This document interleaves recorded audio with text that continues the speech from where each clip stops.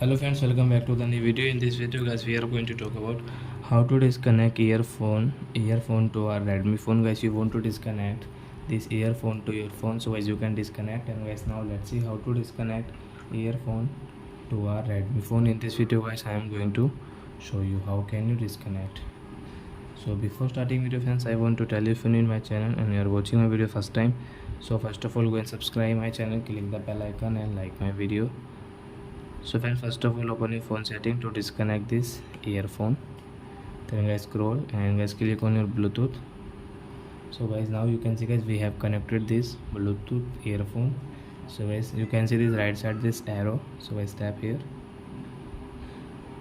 and guys you can see this unpay option. So I tap here to disconnect, then it will disconnect to your Redmi phone. So you can see this red light means it has disconnected. So I hope friends you have understood how to disconnect earphone to our Redmi phone. So that's it guys, thanks for watching. Now we will meet our next video with new topic. Before going guys, please go and like my video, subscribe my channel. Bye bye friends.